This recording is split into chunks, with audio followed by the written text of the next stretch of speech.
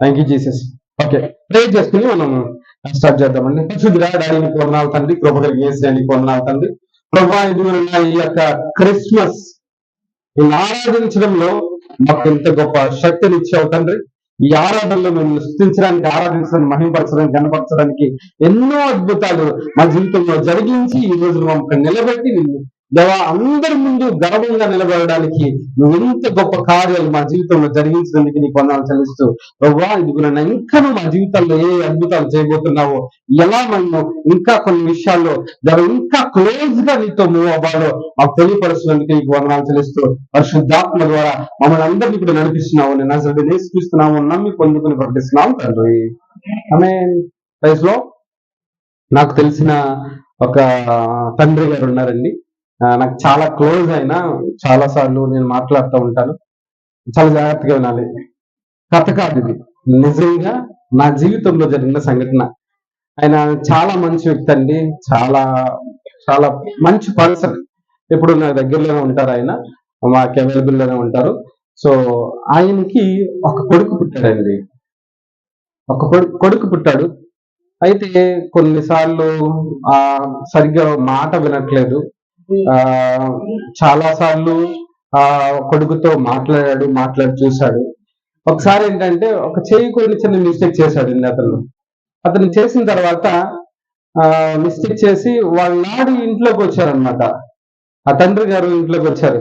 వచ్చిన తర్వాత ఆ బాబు ఏం చేశాడంటే, మా డాడీకి ఈ విషయం తెలిస్తే ఎలాగూ నన్ను శిక్షిస్తారు, ఇక నన్ను చంపేస్తారేమో అన్న భయంతో, వేదంతో ఆ బాబు ఏం చేశాడంటే ఆ తండ్రి నుంచి అలా వస్తున్నప్పుడు చూసి ఇంక పారిపోయాడండి. పారిపోయిన తర్వాత అక్కడ ఒక ప్లేస్ లో ఆ బాబు ఉన్నాడని ఆ తండ్రి గారికి తెలిసిన తర్వాత ఈయన వెళ్ళడానికి ప్రయత్నిస్తున్నప్పుడు వీళ్ళని చూసే పారిపోయేవాడు అనమాట. అలా అని చెప్పేసి ఇంకొక వ్యక్తిని పంపించి, ఇదిగో నా కుమారుడు అక్కడ ఉన్నాడు, కొంచెం ప్లీజ్ నువ్వు వెళ్ళి మాట్లాడవా అని ఒక వ్యక్తిని పంపించాడు. ఆ వ్యక్తిని పంపించి అంతా కౌన్సిల్ చేసిన అతను డాడీ దగ్గరికి, తండ్రి దగ్గరికి రావడానికి ఇష్టపడట్లేదు.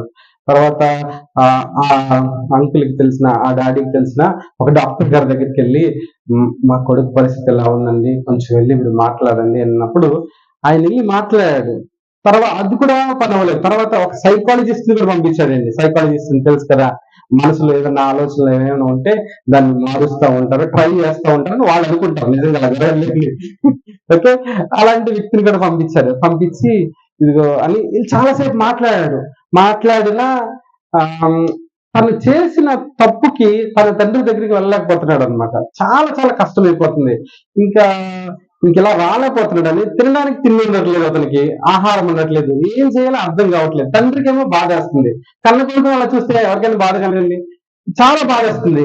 ఆ తండ్రి ఏం చేశాడంటే సరేలే అని చెప్పేసి ఒక తన కోసం ఏంటంటే ఒక ఆశ్రమం కట్టించి అందులో ఫుడ్ పెడతాను, ఇందులో అందరికి రావచ్చని నా కొడుకును కూడా అందులో జాయిన్ చేయని చెప్పేసి ఒక వ్యక్తికి అప్పచెప్పి ఒక కొడుకుకి అక్కడ ఆశ్రమంలా కట్టించాడు అనమాట. అందులో ఈయన పైనుంచి చూస్తున్నాడు కానీ దగ్గరికి ఎప్పుడు రాలేదన్నమాట. దగ్గరికి కనిపిస్తే దూరం అయిపోతాడేమో అని చెప్పేసి అలా ఆ తండ్రి దగ్గరికి దగ్గర అవుతున్నాడు, తండ్రికి దగ్గర అవుతున్నాడు అన్న ఫీలింగ్ ఉంది కానీ తండ్రికి దగ్గర అవ్వలేకపోతున్నాడు. కుమారుడు కూడా తండ్రి దగ్గరికి వెళ్ళలేకపోతున్నాడు. అలా చాలా సంవత్సరాలు జరిగింది.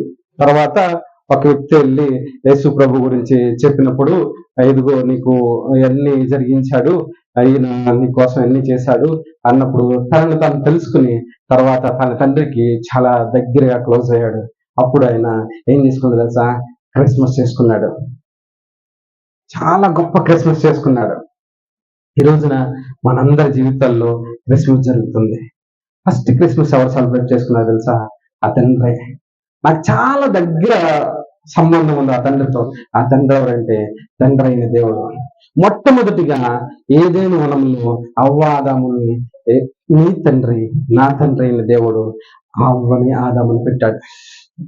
మొట్టమొదటిగా చాలా ప్రేమతో చాలా తను కలిగి ఉన్న వాటిలన్నింటినీ కలిపి, తన ఆలోచనలన్నింటినీ కలిపి, తనకున్న సమస్తాన్ని పెట్టి తన రూపంలో తన పోలికలో అవ్వ ఆదాముని చేసి ఏదైనా వరంలో అలా పెట్టాడు.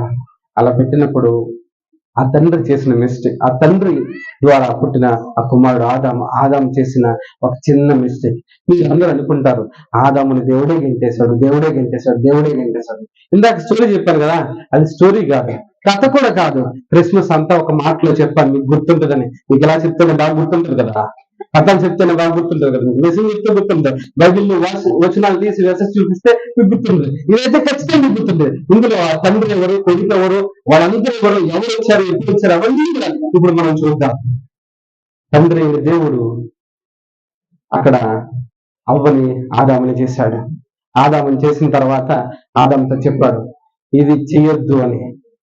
మీ కింద చెప్పిన యథార్థ సంఘటనలో ఆ కొడుకు చేయకూడదు తప్పు చేసి తనకి బయటకు పారిపోయాడు. ఏదైనా వనంలో కూడా దేవుడు చేసినవన్నీ కూడా సంతోషంగా అనుభవిస్తున్న ఆదాము అక్కడ చేసిన చిన్న మిస్టేక్ కి దేవుడికి భయపడి దేవుడికి దూరంగా పారిపోయాడు. అంతేగాని దేవుడు తన్ని దూరం పెట్టలేదు. ఒకసారి మీరు ఆదికాండము 3వ అధ్యాయము 8వ వచనంలోను 9వ వచనంలోను మీరు చూస్తే, ఆదికాండం ఒకసారి ఓపెన్ చేయండి. అక్కడ తండ్రి దేవుడు వచ్చి అవ్వ ఆదాముతో అడుగుతాడు, ఆదామా ఎక్కడున్నావు? ఎన్నో వచనం అది? 9వ వచనం. 8వ వచనం చదవండి.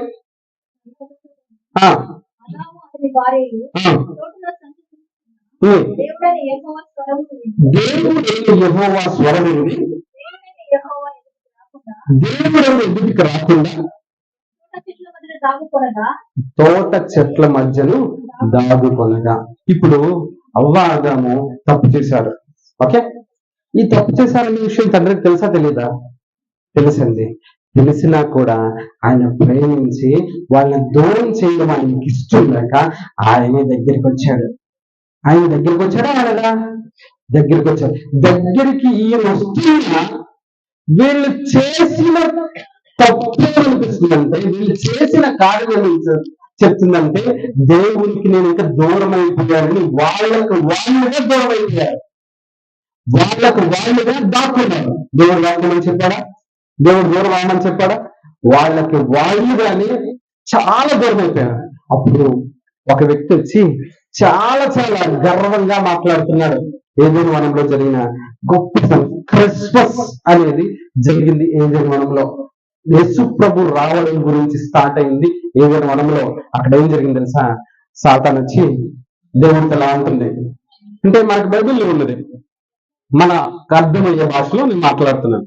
అక్కడ సాతాను వచ్చి దేవుని ముందు నిలబడి ఇలా గర్వంగా చెప్తుంది, నన్ను కాదని పరలోకం నుంచి నన్ను తోసేసి నాకంటే గొప్పగా ఉంటాడని, ఇదిగో నీ కొడుకుని పెట్టావు కదా, నీ కొడుకు నీకు దూరం చేశాను చూసుకో. ఎంత ప్రేమతో, ఎంత ప్రేమతో, ఎంత ఆశతో తన కొడుకుని ఇలా చేస్తే ఆ సాతాను దేవుడి నుంచి, తండ్రి నుంచి ఆ కొడుకుని దూరం చేసి గర్వంగా ఎలా మాట్లాడుతుంది. ఏమని మాట్లాడుతున్నా, ఇదిగో నీ కదా, నీ కొడుకే చూడు, నేను చేసిన మిస్టేక్ నేను చేశాను, మరి నీ కొడుకు ఏం చేస్తావు? ఏంటన్నా ఉండు సాతాను అన్న మాట. ఆ నన్ను మనసులో ఆలోచన చేశాను, మరి ఈ కొడుకుని ఏం చేస్తావు? ఈ కొడుకుని ఏం చేస్తావు?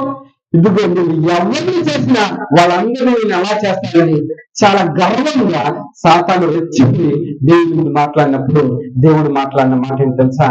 ఇదిగో నీకే ఒక ప్లాన్ ఉంటే నేను దేవుణ్ణి, నా కొడుకుని నా దగ్గరికి ఎలా తీసుకురావాలో, నా కొడుకుని నా దగ్గరికి ఎలా తెచ్చుకోవాలో నేను చేస్తాను. నా కొడుకు నేనే నా కొడుకు దగ్గరికి వచ్చి చెయ్యి పట్టుకుని నా దగ్గరికి నేను తీసుకెళ్తా చూడు అని తండ్రి చెప్పిన మాట ఏంటి తెలుసా? నీకును స్త్రీ సంతానానికి అక్కడ మాట్లాడతాడు. స్త్రీ సంతానముకు ఎన్నో వచ్చిన మరి ఒకనే వచ్చినా 15వ వచనం. స్త్రీ సంతానములకు అన్నాడు దేవుడు. స్త్రీ సంతానం అంటే పురుష స్త్రీ సంతానం అని చెప్పాలి. పురుషులకి స్త్రీలకి, పురుషుడికి స్త్రీలకి మాత్రమే ఇద్దరు ఒకటిగా ఉన్నప్పుడు మాత్రమే కలుగుతారు. ఇక్కడ స్త్రీ సంతానం అని మాట్లాడాడు. అక్కడ స్త్రీ సంతానం అంటే పురుషుడు యొక్క కలయిక లేకుండా పుట్టే యేసు ప్రభువు గురించి మాట్లాడిన మాట. ఆది కారణంలో ఆదాము అవ్వ దగ్గరికి వచ్చి సాతాను వచ్చి ఇదంతా చేసి దేవుడికి నువ్వు దూరం చేసేసి నేను మాట్లాడుతున్నప్పుడు సరే నీకు ప్లాన్ కదా, నా యొక్క ఆత్మని నా కొడుకు నాకు దూరం చేశాను కదా, జీవితాంతం వరకు ఎక్కడ కొన్ని లక్షల సంవత్సరాల వరకు కూడా నా కొడుకుని నాకు దూరం చేయకుండా నేను గొప్ప ప్లాన్ వేస్తున్నాను. ఈ ప్లాన్ కూడా నాకు తెలియదు. నేను వచ్చి నా కొడుకుని నా కుమార్తెని నా దగ్గర తీసుకుని నేను సంతోషంగా ఉండేలాగా చేస్తానని క్రిస్మస్ గురించి ఆయన పుట్టుక గురించి ఆ రోజున ఆలోచించాడు. సాతాను గారు ఎన్నో ప్లాన్ వేస్తున్నాడా నీ జీవితంలో దేవుడికి దూరం చేయడానికి, కానీ దానికి రెట్టింపుగా 100 ప్లాన్స్ వేసి ఆయన నీ దగ్గరికి అవ్వాలని, నువ్వు ఆయన దగ్గరికి అవ్వాలని ఎన్నో ఆలోచనలు కలిగి ఉన్నాడు నీ తండ్రి. గుర్తుపెట్టుకోవాల్సిన విషయం ఏంటంటే దేవుడు నిన్ను దూరం చేయాలని అనుకోవట్లేదు. క్రిస్మస్ అనే ఆలోచన, క్రైస్ట్ మాస్ అంటే దేవుడు భూమి మీదకి రావాలనే ఆలోచన ఎప్పుడు కలిగింది తెలుసా? తన కుమారుడు తన నుంచి తప్పిపోయినప్పుడు, తన కుమారుడు తన నుంచి దూరం అయిపోతున్నప్పుడు. ఇప్పుడు యేసుప్రభు ఎందుకు వచ్చాడు? యేసుప్రభు ఎందుకు వచ్చాడు? తప్పిపోయిన కుమారుని మరలా తన తండ్రి దగ్గరికి తీసుకురావడం. ఈ మధ్యలో చాలా జరిగేది. ఏం జరిగింది తెలుసా? వెంటనే దేవుడు ఏమన్నాడంటే సాతానుతో, నేను వస్తున్నా, నా కొడుకు దగ్గరికి రాలేక దూరంగా ఇంకొక రాకున్నాడు, నా దగ్గరికి రాలేదు. ఈ ఆ పళ్ళు తింటే, జీవవృక్ష ఫలం తింటే నిత్యత్వం కూడా నా దగ్గరికి రాలేదు. అక్కడ మీరు కింద చదివితే 3వ అధ్యాయం లాస్ట్ సంవత్సరంలో అవ్వ ఆదాముని ఆ ఏదైనా తోట నుంచి బయటికి గెంటేశాడని ఉంది. అవసరం చూడండి, ఎన్నో వర్షం అండి? 23 ఒకసారి చదవండి. దేవుడైన యెహోవా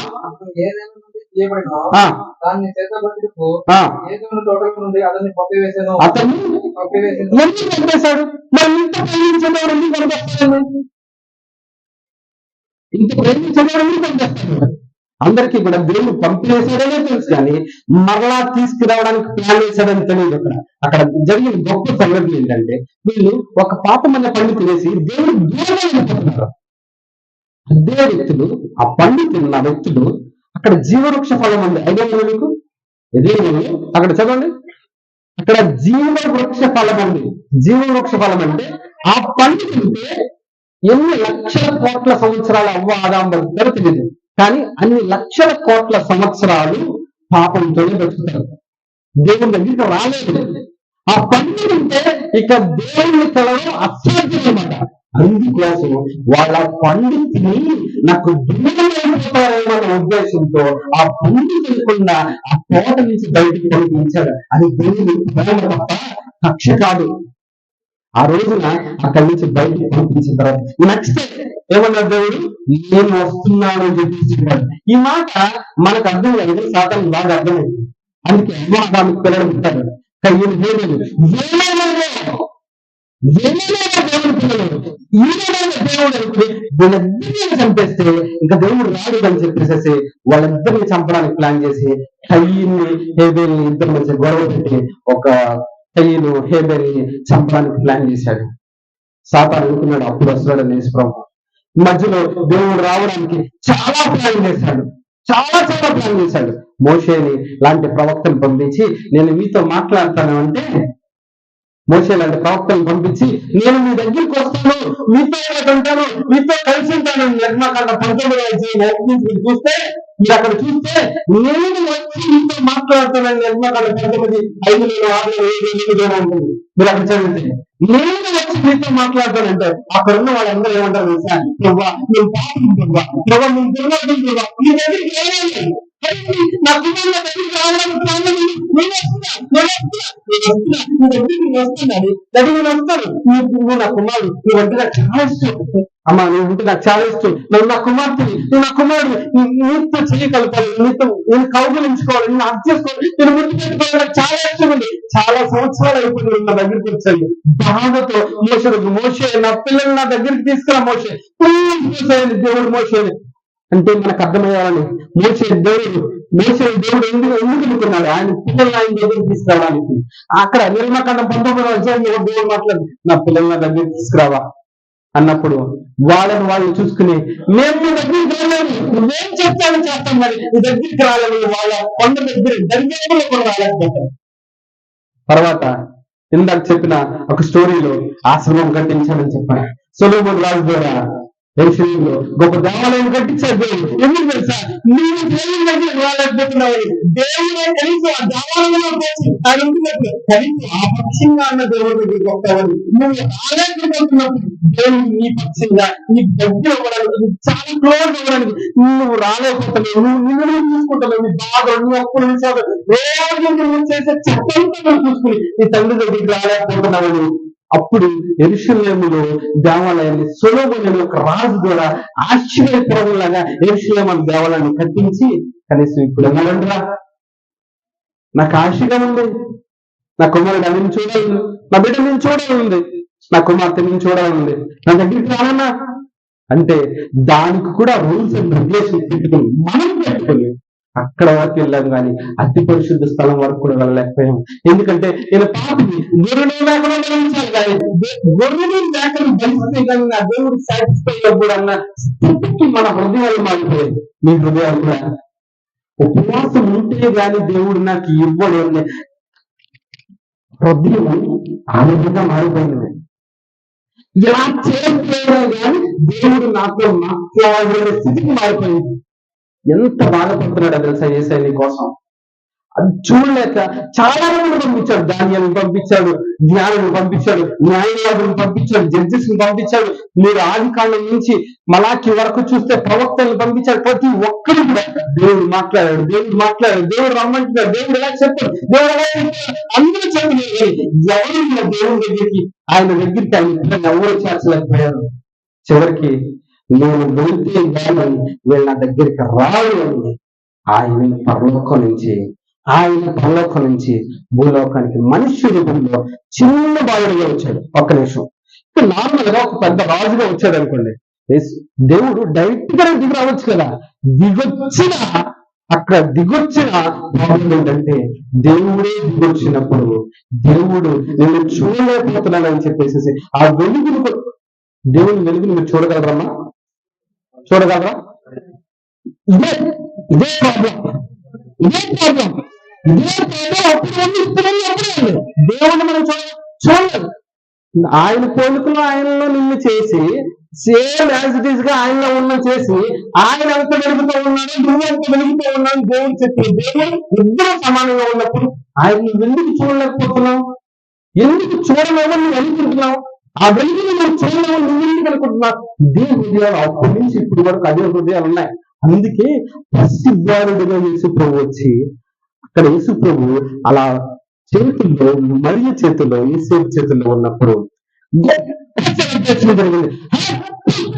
అనుకుంటా పరలోకమంతా సైన్య సమూహాలంతా కూడా ఆనందించాయి. ఏంటి తెలుసా?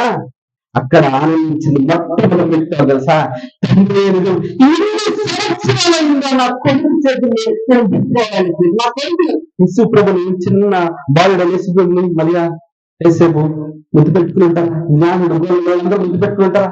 అంటే ఎవరిని ముద్దు పెట్టుకుంటున్నారు? దేవుని ముద్దు పెట్టుకుంటున్నారు. ఆ ముద్దు కోసం, ఆ హగ్గు కోసం, తన కొడుకు కోసం కొన్ని వేల సంవత్సరాల నిరీక్షణతో వెయిట్ చేశారు మీ తండ్రి. నువ్వు అనుకుంటున్నావు నాకు దేవుడు ఇంత దూరంగా ఉన్నాడు, ఇలా చేస్తే కానీ అలా చేస్తే కానీ దేవుడి దగ్గర అవలేకపోతుంది. ప్రతి రోజు నీ హృదయంలో, నా హృదయంలో, మన ఇంట్లో దేవుడు క్రిస్మస్ జరుపుకోవాలని ఆశపడుతూ ఉంటాడు. ఆయన ఆశపడుతున్నాడు నీతో మాట్లాడాలని, నీతో కూర్చోవాలని, నీతో మాట్లాడాలని, కలిసి భోజనం చేయాలని, నీ ఇంట్లో ఉండాలని, నీ పిల్లల దగ్గర ఉండాలని, అందరి దగ్గర ఉండాలని ఎప్పుడు ఆశపడుతూ ఉంటాడు. కానీ నువ్వే నీ ఆలోచన ప్రకారంగా అప్పుడు యేసుప్రభు అప్పుడు దేవుడు దగ్గరగా చేయాలంటారు. ఇప్పుడు కూడా మతపరమైన ఆచారాల వల్ల కూడా ఇంకా దేవుని దగ్గర దూరం అవుతూ నిజమైన క్రిస్మస్ ని జరుపుకోలేకపోతున్నాం. ఆ రోజున ఆ బాలుడిని చూసినప్పుడు వాళ్ళంత సంతోషించారో నాకైతే తెలియదు, కానీ నా దేవుడు ఆ తండ్రిని ఎంత సంతోషించారంటే ఇన్ని సంవత్సరాలు నేను పట్టుకోవడానికని తీసుకుని ముద్దు పెట్టుకుంటున్నప్పుడు అక్కడ లూకా రాసిన సువార్త 2వ అధ్యాయము 10వ వచనం ఇక్కడ రాయించా మనం కూడా. అయితే ఆ దూత భయపడి మనుషులందరికీ మహా ఆనందకరమైన సువార్త నేను మీకు తెలియచ్చు. అంటే మనుషులు ఎందుకు ఒకటేనా? ఇక్కడ చాలా గొప్ప మాట ఉందండి. ఏ దేవత కూడా ఏ దేవాలయంలో కూడా దేవుని చూడలేదు, దేవుని చూడలేదు. అందుకోసం భూలోకంలో ఉన్న దేవదూతలన్నీ కూడా ఒక్కసారిగా భూమికి వచ్చేసాయి. ఎప్పుడు తెలుసా యేసు ప్రభు భూమి మీదకి వచ్చినప్పుడు సైన్య సమూహం అంతా కూడా పరలోకం అంతా ఖాళీ అయిపోయింది. ఒక్కసారి పరలోకం అంతా ఖాళీ అయిపోయింది. ఎందుకు తెలుసా? యేసు ప్రభు ఎలా ఉంటాడో చూద్దామని, దేవుడు ఎలా ఉంటాడో చూద్దామని వచ్చారు. అక్కడ చూడండి, లోకాసు సువార్త 2వ అధ్యాయము 13వ వచనం. పరలోక సైన్య సమూహము చూడండి, పరలోక సైన్య సమూహము, పరలోకంలో ఉన్న సైన్య సమూహం అంతా కూడా భూమికి వచ్చింది. ఎవరు చూడడానికి? దేవుడు చూడడానికి. అప్పటి వరకు పరలోకంలో ఉన్న ఏ దేవదూతలు కూడా ఆ సైన్య సమూహాలు కూడా యేసు ప్రభువును చూడలేదు. పరలోకాన్ని విడిచిపెట్టి అవన్నీ కూడా భూమికి వస్తే నిన్ను చూడడానికి నీ తండ్రి యేసు ప్రభువులో సమస్తాన్ని విడిచిపెట్టించేశాడు. నీ హృదయంలో ప్రతిరోజు క్రిస్మస్ జరుగుతూనే ఉండాలి. హృదయంలో ఉన్నాయి, ఎక్కడికి వెళ్తుందండి. ఏసీ వెళ్ళట్లేదు. నువ్వు చేసిన పనుల వల్ల ఏసీ వెళ్ళిపోతున్నాడని నీ చేయించి పెట్టేసి నువ్వు ఎప్పుడు ఆలోచించదు. నువ్వు విడిచిపెట్టినా ఆయన విడిచిపెట్టకుండా సాతాను ఎన్ని ప్లాన్లు వేసినా ఆ ప్లాన్ల వల్ల నువ్వు దేవునికి సాతాను ప్లాన్ చేసి మొట్టమొదటి కుమారుడైన ఆదామును దూరం చేసింది. ఇక జీవితాంత కాలము ఏ ఒక్క కుమారుడు కూడా దూరం కాకూడదని యేసు ప్రభువు పరిశుద్ధాత్మ దేవుని శిలువ రక్తం ద్వారా మనలో పెట్టించాడు. మన జీవితంలో క్రిస్మస్ జరుగుతుంది. నిజమైన క్రిస్మస్ ఫస్ట్ ఎవరు జరుపుకున్నది తెలుసా? ఆ తండ్రి.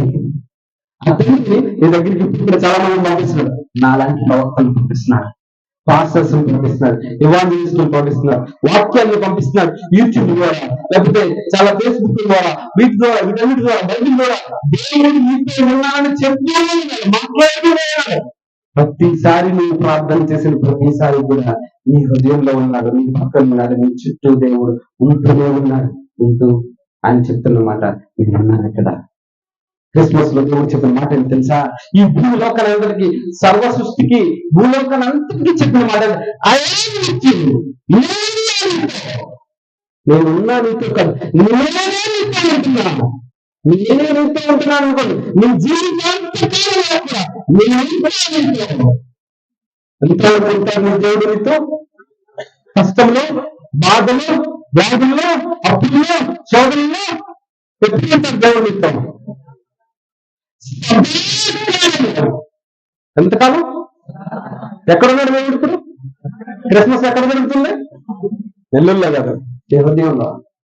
Thank you Jesus. ఏసయ్యా, నీ హృదయంలో క్రిస్మస్ నిజంగా నువ్వు ప్రతిరోజు క్రిస్మస్ అంగీకరిస్తున్నావా? ఎన్నో అంగీకరించకపోయినా ఎవ్రీడే ఆయన చేయి పట్టుకోవాలని ఆశపడుతున్నాను. నేను ప్రార్థన చేస్తే దేవుడు అంటాడా? నువ్వు ప్రార్థన చేస్తే దేవుడు ఉంటాడా? కాదు, నువ్వు ఎప్పుడు ప్రార్థన చేస్తావు మాట్లాడాలి. నా ప్రార్థన చేస్తే అర్థమవుతుందా? కాదు, నువ్వు ఎప్పుడు కూర్చుంటావా, ఎప్పుడు ప్రయత్నిస్తావా, ఎప్పుడు వేసాయంటావా, డాడీ ఏంటి అవి అడిగింటావా అని నీ కోసం గిఫ్ట్లు ఊహించి గిఫ్ట్లు సర్ప్రైజ్ అంటారు కదా, మీకు అందరుందా? అవన్నీ చేయడానికి దేవుడు ఎప్పుడు సిద్ధంగా ఉంటున్నాడు. ఆయన చేసే కార్యాలు సాతాను తెలియకుండా చేస్తాడు. యేసు భూమి మీదకి వస్తున్నప్పుడు, మరియా యేసు చేతిలోకి వస్తున్నప్పుడు సాతాను పిలిస్తే, సాతాను నిజంగా యేసు భూమి మీదకి వస్తాడా? ఏదో కానేస్తాడు కదా. కానీ మన లోపల యేసు ఉన్నప్పుడు, మీ లోపల యేసు వచ్చినప్పుడు నిజంగా సాతాను తెలుసా? సాతాను తెలిస్తే మీ హృదయంలోకి యేసు వస్తాడా? ఆపేస్తారు కదా. దేవుని సన్నిధికి రాకుండా, లేకపోతే సినిమాలకో, లేకపోతే వేరే ప్లేస్ కో, ఇక్కడ ఇంత గొప్ప వాక్యం జరుగుతుంది, వేరే వేరే పనులు చాలా మంది ఉన్నారు కదా, ఇంత గొప్పగా జరుగుతుంటే క్రిస్మస్ ఆనందం హృదయంలో ఉండాలి. గొప్పగా నువ్వు హృదయంలో అనుభవించకపోయినా నీ కోసం వేసి నీ పక్కన కూర్చొని మా క్రిస్మస్ చేసుకుందాం, ఈరోజు సెలబ్రేట్ చేసుకుందామా? ఈరోజు సంతోషిద్దామా? దేని విషయంలో సంతోషిద్దాం? పిల్లల విషయంలోనా, ఆరోగ్య విషయంలోనా, అన్ని విషయాలు నేనున్నా కదా, నేను చూసుకుంటా, నేనున్నా కదా, నేను చూసుకుంటా. యేసు ప్రభు వచ్చి ప్రపంచానికి కావాల్సిన అన్ని చూసుకుంది. ఆయన చెప్పిన మాట ఏం తెలుసా? యేసు ప్రభు, నా తండ్రి రాజ్యం ఇలా ఉంటది, నా తండ్రి రాజ్యంలో అలా జరుగుతున్నాయి, నా తండ్రి ఇలా ఉంటాడు, రాజ్యం ఇలా ఉంటది. ఆయన ఏం చెప్పాడు?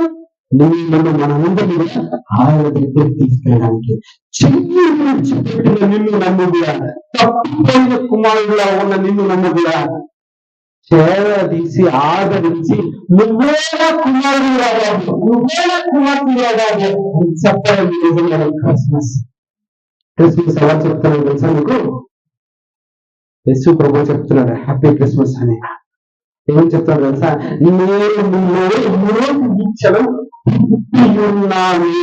క్రీస్తు నేను పుట్టెను. ఎక్కడ? నా హృదయంలో. యేసు ప్రభు నీ హృదయంలో పుట్టున్నాడు. ఎప్పుడో కానీ తెలియలేదు. మరలా సెలబ్రేట్ చేసుకో, మరలా నీకు ఇబ్బంది కలిగించిన ప్రతిసారి ఏ సంఖ్య నా చెయ్యి విడిచిపెట్టలేదు, నా హృదయంలో ఆయన ఉన్నాడు, ఆయనతో నాకు ఒక గొప్ప సంబంధం ఉన్నది. బైబిల్ అంతట్లో కూడా దేవుడు ఏం చెప్తూ ఉన్నాడంటే, ఆది కాండం నుంచి ప్రకటన గ్రంథం వరకు కూడా దేవుడు ఏం చేశాడంటే, నీ చెయ్యి పట్టుకోవడానికి రాసిన గ్రంథమే. నీతో ఉన్నానని చెప్పడానికి, నిన్ను ఆశీర్వదించడానికి, నీతో ప్రతి నిమిషం ప్రతి క్షణం నేను ఉన్నానని చెప్పడానికి దేవుడు ఇచ్చిన గొప్ప గ్రంథం ఈ బైబిల్. నీతో ఉన్నానని ప్రతిరోజు కూడా యేసు ప్రభు సెలబ్రేట్ చేసుకుంటున్నాడు. ఈరోజు హృదయపూర్వకంగా మనం సెలబ్రేట్ చేసుకుందామా? ఎవరితో కలిసి? ఆయనతో కలిసి, తండ్రితో కలిసి. ఎప్పుడు వెళ్తారు దేవుని దగ్గరికి? ఎప్పుడు వెళ్తారు? వెళ్తారేంటంటే పాస్టర్ గారు మీరు క్వశ్చన్ తప్పు, ఆల్రెడీ మాతో ఉన్నాడు మా యేసయ్య. ఆ విధంగా చెప్పాలి మనం. ఇప్పుడు ఎవరితో ఉన్నాం మనం? ఎక్కడున్నాడు యేసయ్య? ఎక్కడ పుట్టాడు? క్రిస్మస్ ఎక్కడ జరుగుతుంది? క్రిస్మస్ పంటలు చాలా సంతోషంగా ఉంటారు కదా, కొత్త పంటలు కొనుక్కుంటారు కదా, మొత్తం అన్ని చేసి వెళ్తారు కదా. చాలా క్రిస్మస్ రోజునే చాలా సంతోషంగా అన్ని సెలబ్రేట్ చేసుకుంటారు. కానీ ముందు కోసం ప్రతి రోజు కూడా సెలబ్రేట్ చేసుకోవడానికి ఆయన సిద్ధంగా ఉన్నారు. నువ్వు సిద్ధంగా ఉన్నావా? ఒకసారి కనిపిస్తుంది అందరూ కూడా, ప్రభా నేను సిద్ధంగా ఉన్నాను, నువ్వు సిద్ధంగానే ఉన్నావు, నేను సిద్ధంగా ఉన్నాను ప్రభా, నా జీవితంలో గొప్ప క్రిస్మస్ జరిపించాను ప్రభా అని హృదయపూర్వకంగా ఒకసారి ప్రార్థన చేద్దామా?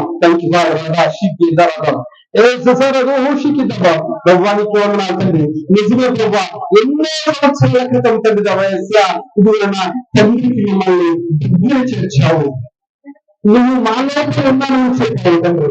ప్రతిరోజు క్రిస్మస్ సెలబ్రేషన్స్ జరుపుకునే విధంగా మమ్మల్ని చేశాడు. అయినా మాకున్న అలవాట్లను బట్టి, మాకున్న ఆచారాలను బట్టి, మేము విన్నదాన్ని బట్టి, మేము చూసిన దాన్ని బట్టి ఇంకా ఈ బయట క్రిస్మస్లకే మేము ఆనందిస్తున్నాం. కానీ హృదయంలో నువ్వు చేసిన ఆ గొప్ప క్రిస్మస్ అనుభవాలు మేము పొందుకోలేకపోతుంది. ఆ రోజు మన చేతుల్లో, యేసు చేతిలో నువ్వు ఉన్నప్పుడు ఎంత సంతోషించావు, ఈరోజు నా లోపల ఉన్నప్పుడు కూడా అంతే సంతోషించాను ప్రభువా. నేను కూడా అంతే సంతోషించే విధంగా, నా కుటుంబం కూడా అంతే సంతోషించే విధంగా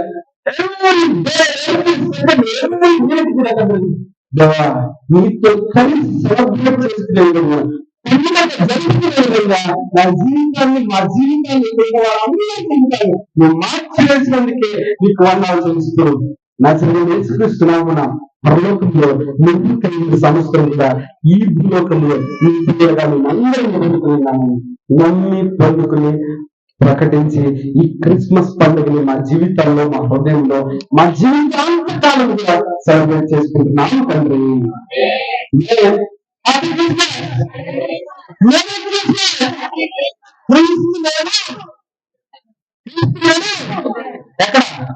క్రీస్తు నేను నా హృదయంలో పుట్టెను. క్రీస్తు నేను నా హృదయంలో. Thank you.